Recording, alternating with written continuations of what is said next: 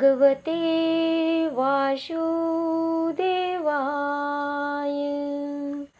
तो मैं आज आप लोगों को श्रीमद् भागवत गीता के 8वां अध्याय का अमृत रसपान करवाने जा रही हूँ। तो भगवान श्री कृष्ण की वाणी को श्रद्धा भक्ति पूर्वक सुनिएगा एवं आत्मसात कीजिएगा। तो यहाँ पर भगवान श्री कृष्ण ने अर्जुन को अक्षर ब्रह्म योग अर्थात भगवत प्राप्ति का ज्ञान दिया है। तो उसी के बारे में आज भगवान की वाणी को सुनिएगा।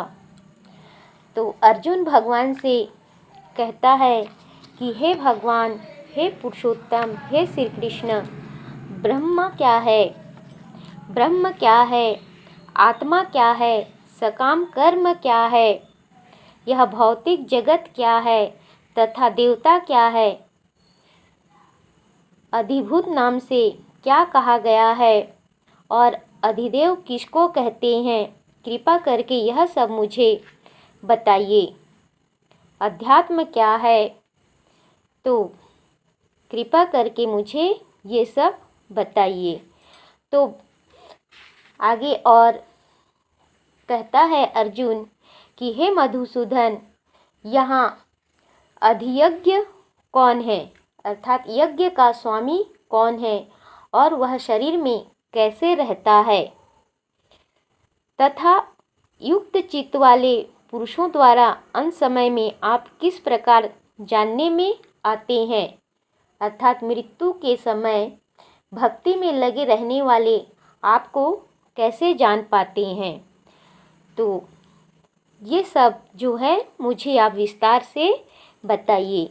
तो अर्जुन की बात को सुनकर भगवान श्री कृष्ण फिर कहते हैं कि हे अर्जुन सुनो, अविनाशी और दिव्य जीव ब्रह्म कहलाता है। जो परम अक्षर है वह ब्रह्म है। अपना स्वरूप अर्थात जीवात्मा अध्यात्म नाम से कहा जाता है। अपना स्वरूप अर्थात जो जीवात्मा है वह अध्यात्म नाम से कहा जाता है। उसका नित्य स्वभाव अध्यात्म या आत्म कहलाता है। ब्रह्म का जो नित्य स्वभाव है वह अध्यात्म या आत्म कहलाता है। जीवों के भौतिक शरीर से संबंधित गतिविधि कर्म या सकाम कर्म कहलाती है। जीवों के जो भौतिक शरीर से संबंधित गतिविधि है वह कर्म कहलाती है या सकाम कर्म कहलाती है। अर्थात भूतों के भाव को उत्पन्न करने वाले जो त्याग है वह कर्म नाम से कहा गया है। भूत अर्थात जीवों के भौतिक शरीर से संबंधित गतिविधि जो है वह कर्म या सकाम कर्म कहलाती है। इसी प्रकार देहधारियों में श्रेष्ठ, देहधारियों में श्रेष्ठ, निरंतर परिवर्तनशील यह भौतिक प्रकृति अधिभूत अर्थात भौतिक अभिव्यक्ति कहलाती है। उत्पत्ति विपदा धर्म वाले सब पदार्थ जो हैं उत्पत्ति या विनाश वाले जो उत्पत्ति और या विनाश वाले विनाश धर्म वाले सब पदार्थ जो हैं वो अधिभूत हैं, जो निरंतर परिवर्तनशील है। भगवान का विराट रूप जिसमें सूर्य तथा चंद्र जैसे समस्त देवता सम्मिलित हैं अधिदेव कहलाता है। भगवान का जो विराट रूप है हे अर्जुन, जिसमें सूर्य तथा चंद्र जैसे समस्त देवता सम्मिलित है, अधिदेव कहलाता है, जिसे हिरण्यमय पुरुष भी कहते हैं। तो हिरण्यमय पुरुष अधिदेव है। और हे देहधारियों में श्रेष्ठ अर्जुन, इस शरीर में मैं वासुदेव ही अंतर्यामी रूप से अधियज्ञ हूँ। इस शरीर में प्रत्येक देहधारी के हृदय में परमात्मा स्वरूप स्थित मैं परमेश्वर ही अधियज्ञ अर्थात यज्ञ का स्वामी कहलाता हूँ या यज्ञ का स्वामी हूँ। और जीवन के अंत में जो केवल मेरा स्मरण करते हुए शरीर का त्याग करता है वह तुरंत मेरे स्वभाव को प्राप्त करता है। जो पुरुष अंत काल में भी मुझको ही स्मरण करता हुआ शरीर को त्याग कर जाता है वह मेरे साक्षात स्वरूप को प्राप्त होता है, इसमें कुछ भी संशय नहीं है। अर्थात अंत काल में जो भगवान का स्मरण करते हुए अपना शरीर त्याग करता है वो भगवान को ही प्राप्त करता है। कहते हैं अंत समय में जिसकी स्मरण में जो रहता है वह वहीं पहुंचता है। तो अंत समय में जो भगवान का स्मरण करते हुए अपना शरीर त्याग करता है वह अंत में भगवान को ही प्राप्त करता है। तो भगवान श्री कृष्ण अर्जुन से कहते हैं कि इसमें कुछ भी संशय नहीं है कि अंत समय में जो मेरा स्मरण करते हुए अपना शरीर त्याग कर जाता है वह मुझको ही प्राप्त करता है। इसीलिए योगी जन हमेशा यह प्रयत्न करते हैं, सभी और की ध्यान हटाकर केवल ईश्वर के चरणों में ही ध्यान लगाते हैं ताकि अंत समय में भी वे ईश्वर का ध्यान करते हुए ही अपना शरीर त्याग कर सके। क्योंकि यह बहुत कठिन होता है कि अंत समय में भगवान ही हमारे स्मरण में आए। इसीलिए इसके लिए प्रयत्न करना पड़ता है कि अंत समय में भगवान हमारे स्मरण में आए, हमारे स्मरण में रहे। इसलिए इसके लिए निरंतर अभ्यास योगी जन जो है करते रहते हैं ताकि वे अंत समय में ईश्वर का स्मरण करते हुए अपने शरीर का त्याग कर सके और भगवान को ही प्राप्त कर सके। तो आगे भगवान श्री कृष्ण कहते हैं कि हे कुंती पुत्र अर्जुन, यह मनुष्य अंत काल में जिस जिस भी भाव को स्मरण करता हुआ शरीर का त्याग करता है उसको ही प्राप्त होता है, क्योंकि वह सदा उसी से भावित रहता है। अर्थात शरीर त्यागते समय प्राणी या मनुष्य जिस जिस भाव का स्मरण करता है, जिसका स्मरण करता है वह उस भाव को ही निश्चित रूप से प्राप्त होता है, उसी को निश्चित रूप से प्राप्त करता है। तो आगे भगवान श्री कृष्ण जो है अर्जुन से कहते हैं कि हे अर्जुन, इसीलिए तू सब समय में निरंतर मेरा स्मरण कर और युद्ध भी कर। तू सब समय मेरा स्मरण कर और युद्ध भी कर, युद्ध करने का कार्य भी कर और मेरा स्मरण करने का कार्य भी कर। मुझे अपने स्मरण से एक क्षण के लिए भी अलग मत कर, तो तू मुझे ही प्राप्त करेगा। इसीलिए मैं तुझे बता रहा हूँ कि हे अर्जुन, तू सब समय मेरा ही स्मरण कर और युद्ध भी कर। तुम्हें सदैव कृष्ण रूप में मेरा चिंतन करना चाहिए। है अर्जुन, तुम्हें कृष्ण रूप में हमेशा मेरा चिंतन करना चाहिए और साथ ही युद्ध करने के कर्तव्य को भी पूरा करना चाहिए। इस प्रकार मुझ में अर्पण किए हुए मन बुद्धि से युक्त होकर तू निस्संदेह मुझको ही प्राप्त होगा। अपने कर्मों को मुझे समर्पित करके, अपने जो तुम कर्म करोगे उसको मुझे समर्पित करके तथा अपने मन एवं बुद्धि को मुझ में स्थिर करके तुम निश्चित रूप से मुझे ही प्राप्त कर सकोगे। हे अर्जुन, इसीलिए तुम निरंतर मेरा स्मरण करो और अपना कर्म भी करो। हे पार्थ, जो व्यक्ति मेरा स्मरण करने में अपना मन निरंतर लगाए रखकर अविचलित भाव से भगवान के रूप में मेरा ध्यान करता है वह मुझको अवश्य ही प्राप्त होता है।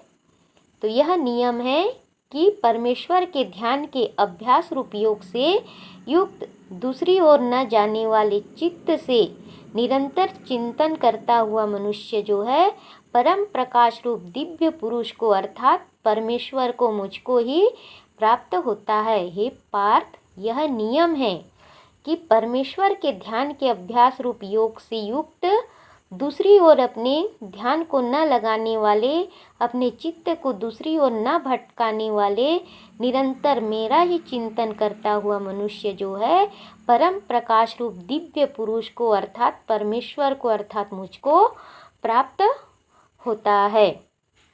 अतः हे अर्जुन, तुम निरंतर मेरा ही स्मरण करो, मेरा ही ध्यान करो।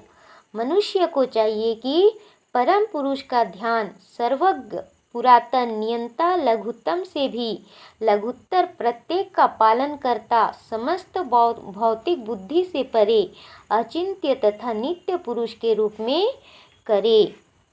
जो पुरुष सर्वज्ञ, अनादि, सबके नियंता, सूक्ष्म से भी अति सूक्ष्म, सबके धारण पोषण करने वाले, अचिंत्य स्वरूप, सूर्य के सदृश, नित्य चेतन प्रकाश रूप और अविद्या से अति परे शुद्ध सच्चिदानंद घन परमेश्वर का स्मरण करता है, वह अंत में मुझे ही प्राप्त करता है।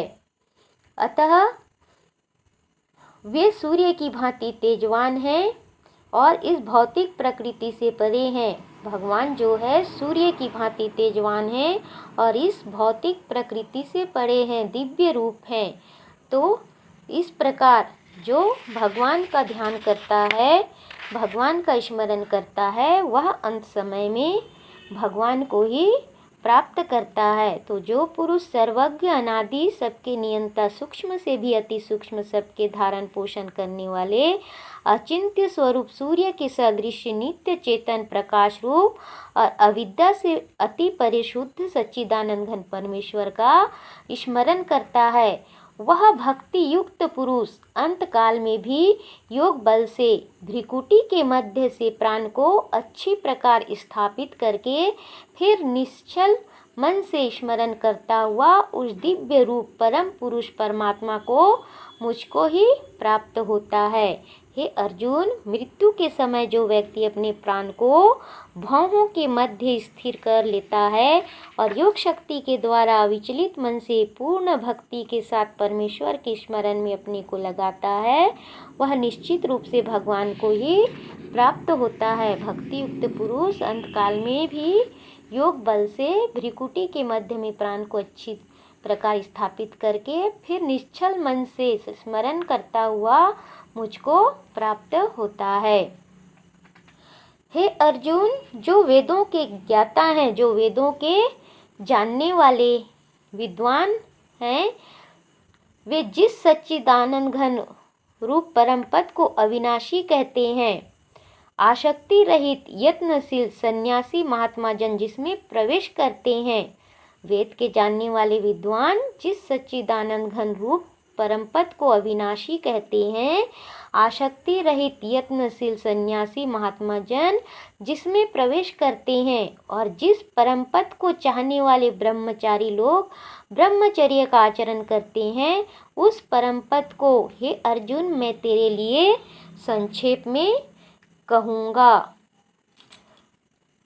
तो तू उसे ध्यान लगाकर सुन। हे अर्जुन, सब इंद्रियों के द्वारों को रोककर तथा मन को हृदय में स्थिर करके फिर उस जीते हुए मन के द्वारा प्राण को मस्तक में स्थापित करके परम परमात्मा संबंधी योग धारणा में स्थित होकर जो पुरुष ओम इस एक अक्षर रूप ब्रह्म को उच्चारण करता हुआ और उसके अर्थ स्वरूप मुझ निर्गुण ब्रह्म का चिंतन करता हुआ शरीर को त्याग कर जाता है, वह पुरुष परम गति को प्राप्त होता है, मुझको प्राप्त होता है। समस्त इंद्रिय क्रियाओं से विरक्ति को योग स्थिति या योग धारणा कहा जाता है। इंद्रियों के समस्त द्वारों को बंद करके तथा मन को हृदय में और प्राणवायु को सिर पर केंद्रित करके मनुष्य अपने को योग में स्थापित करता है। तो इस प्रकार सब इंद्रियों के द्वारों को रोककर तथा मन को हृदय में स्थिर करके फिर उस जीते हुए मन के द्वारा प्राण को मस्तक में स्थापित करके परमात्मा संबंधी योग धारणा में स्थित होकर जो पुरुष ओम इस एक अक्षर रूप ब्रह्म का उच्चारण करता हुआ और उसके अर्थ स्वरूप मुझ निर्गुण ब्रह्म का चिंतन करता हुआ शरीर को त्याग कर जाता है, हे अर्जुन, वह पुरुष परम गति अर्थात मुझको प्राप्त होता है। हे अर्जुन, युग पुरुष मुझ में अनन्य चित्त होकर, ये पुरुष मुझ में अनन्य चित्त होकर सदा ही निरंतर मुझ पुरुषोत्तम को स्मरण करता है, उस नित्य निरंतर मुझ में युक्त हुए योगी के लिए मैं सुलभ हूँ, अर्थात उसे मैं सहज ही प्राप्त हो जाता हूँ। परम सिद्धि को प्राप्त महात्मा जन मुझको प्राप्त होकर दुखों के घर एवं क्षणभंगुर पुनर्जन्म को प्राप्त नहीं होते। हे अर्जुन, परम सिद्धि को प्राप्त महात्मा जन जो हैं वो मुझको प्राप्त कर लेने के बाद मुझको प्राप्त करके दुखों का जो घर है एवं क्षणभंगुर पुनर्जन्म जो है उसको प्राप्त नहीं होते। मुझे प्राप्त करके महापुरुष जो भक्ति योगी हैं कभी भी दुखों से पूर्ण इस अनित्य जगत में नहीं लौटते, क्योंकि उन्हें परम सिद्धि मैं प्राप्त हो चुका होता हूँ। इस जगत में सर्वोच्च लोक से लेकर निम्नतम सारे लोग दुखों के घर हैं। हे अर्जुन, इस जगत में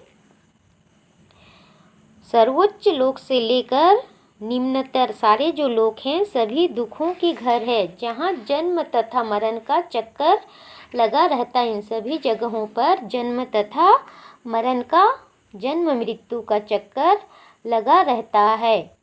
ब्रह्मलोक पर्यंत सब लोग जो है पुनरावर्ती है, अर्थात जन्म मृत्यु का चक्कर लगा रहता है। परंतु हे कुंती पुत्र, मुझको प्राप्त होकर पुनर्जन्म नहीं होता, क्योंकि मैं कालातीत हूँ, काल से परे हूँ। हे अर्जुन, मुझको जो प्राप्त कर लेता है उसका फिर पुनर्जन्म नहीं होता, उसको जन्म मृत्यु के चक्कर में पड़ना नहीं पड़ता, क्योंकि मैं काल से परे हूँ, मृत्यु से परे हूँ। और ये सब ब्रह्मादि के लोक काल के द्वारा सीमित होने से अनित्य हैं। जो सभी लोक हैं ब्रह्मादि के द्वारा निर्मित, जो सभी लोक हैं वे सब काल के द्वारा सीमित होने से अनित्य है।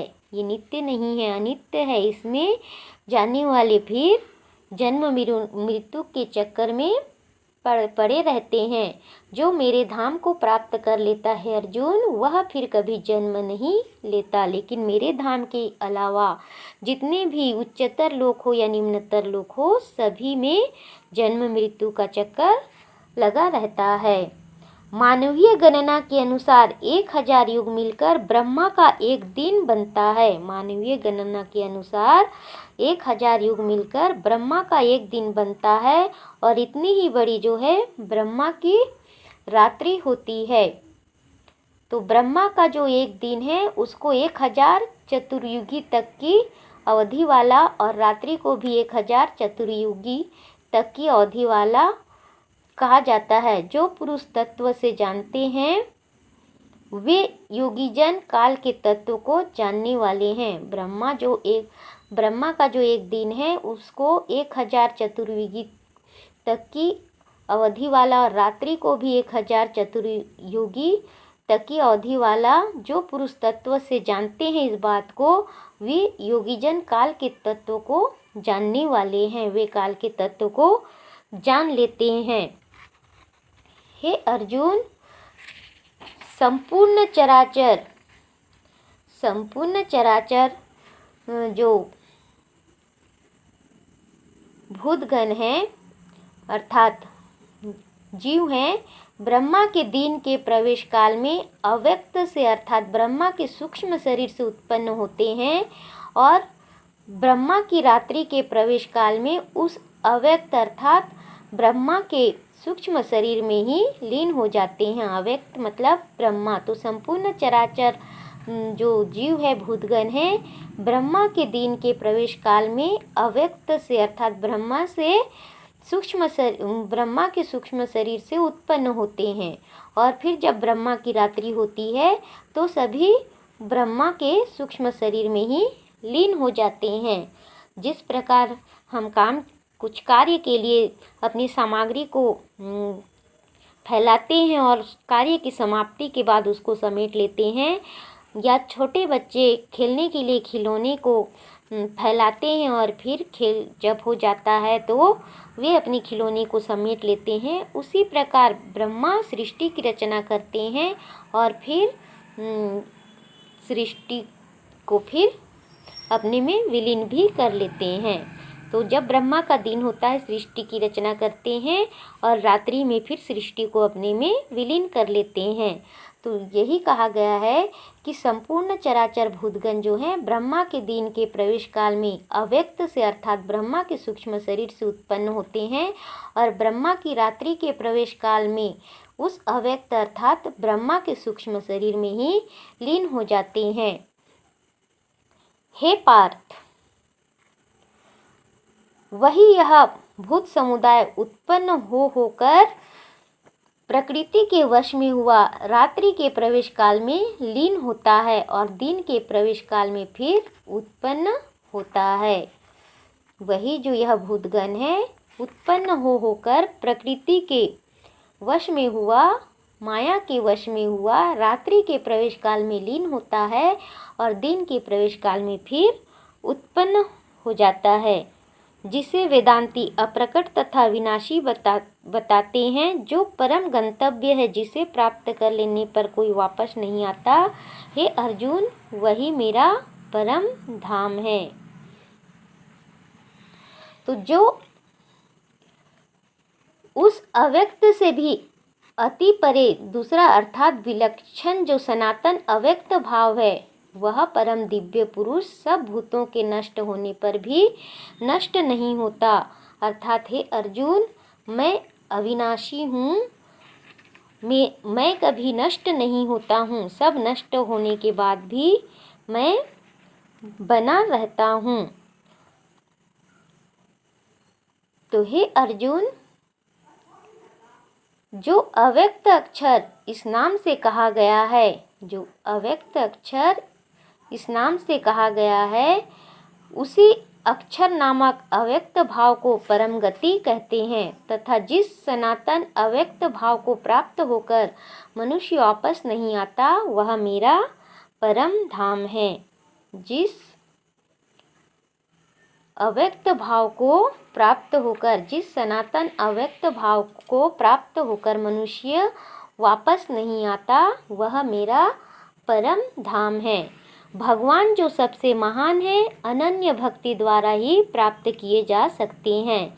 यद्यपि वे अपने धाम में विराजमान रहते हैं, तो भी वे सर्वव्यापी हैं और उनमें सब कुछ स्थित है। भगवान जो हैं सबसे महान हैं, अनन्य भक्ति के द्वारा ही वे प्राप्त होते हैं और यद्यपि वे अपने धाम में विराजमान रहते हैं, तो भी वे सर्वव्यापी हैं और उनमें सब कुछ स्थित है। वे अपने धाम में विराजमान रहते हुए भी वे सभी जगह हैं। जिस परमात्मा के अंतर्गत सर्वभूत हैं और जिस सच्चिदानंद घन परमात्मा से यह समस्त जगत परिपूर्ण है, वह सनातन अव्यक्त परम पुरुष तो अनन्य भक्ति से ही प्राप्त होने योग्य हैं। वे भक्ति से ही, अनन्य भक्ति से ही प्राप्त होते हैं। हे अर्जुन, जिस काल में शरीर त्याग कर गए हुए योगी जन तो वापस न लौटने वाली गति को और जिस काल में गए हुए वापस लौटने वाली गति को ही प्राप्त होते हैं, उस काल को अर्थात दोनों मार्गों को मैं तुम्हें कहूँगा। अर्थात जिस समय शरीर त्याग करने वाले योगी जन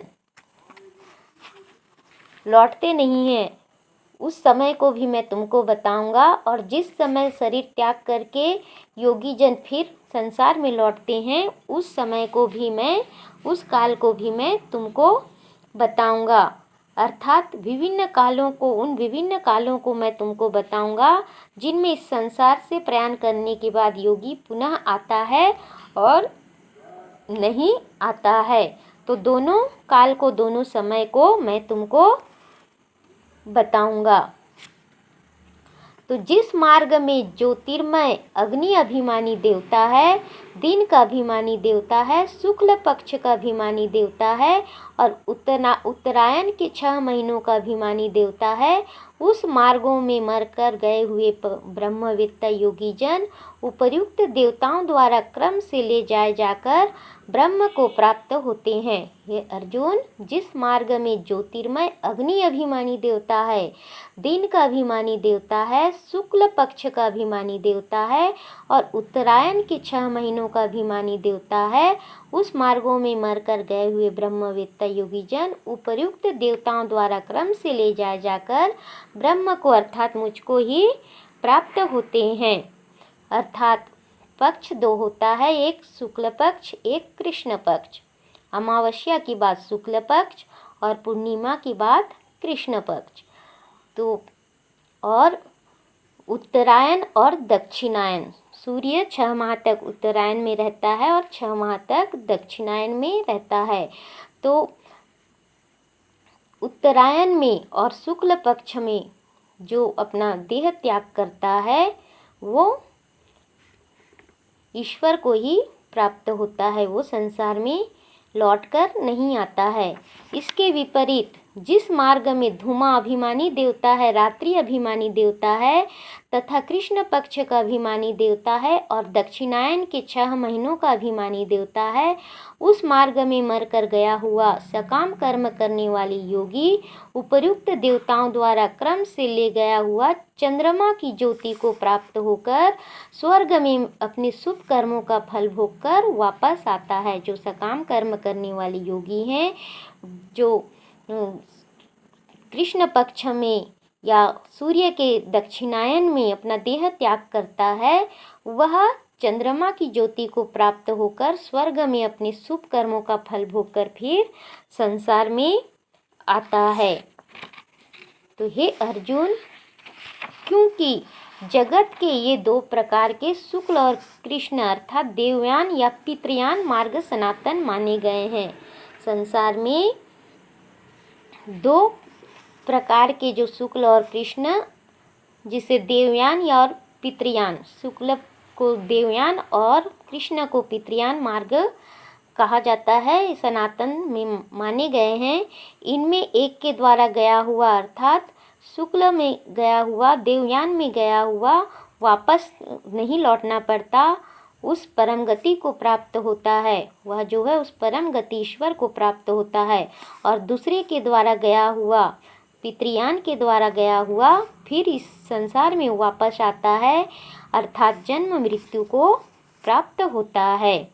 हे अर्जुन, इस प्रकार इन दोनों मार्गों को तत्व से जानकर कोई भी योगी मोहित नहीं होता। इस कारण हे अर्जुन, तू सब काल में संबुद्धि रूप योग से युक्त हो, अर्थात निरंतर मेरी प्राप्ति के लिए साधन करने वाला बन।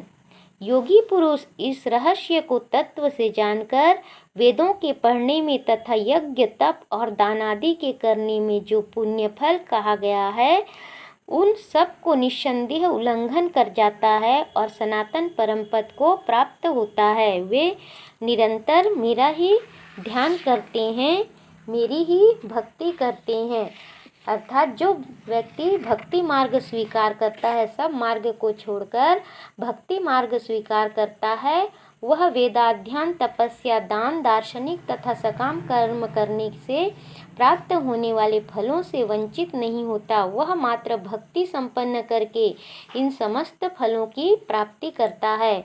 उसे ये सब करना नहीं पड़ता है, केवल उसे वेदाध्ययन, तपस्या, अर्थात जो व्यक्ति भक्ति मार्ग स्वीकार करता है, भगवान की भक्ति करता है, उसे वेदाध्ययन, तपस्या, दान, दार्शनिक तथा सकाम कर्म करने से जो प्राप्त होने वाले फल है, उनसे वह वंचित नहीं होता। ये सब नहीं करके भी उसे सिर्फ भगवान की भक्ति करके इन सभी का फल मिल जाता है।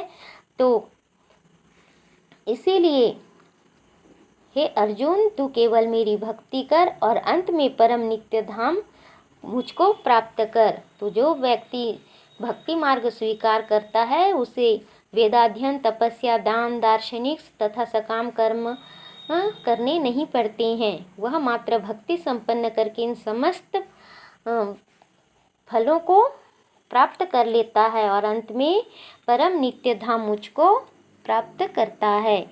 तो यह अध्याय यहीं तक, आगे का अध्याय अगले दिन।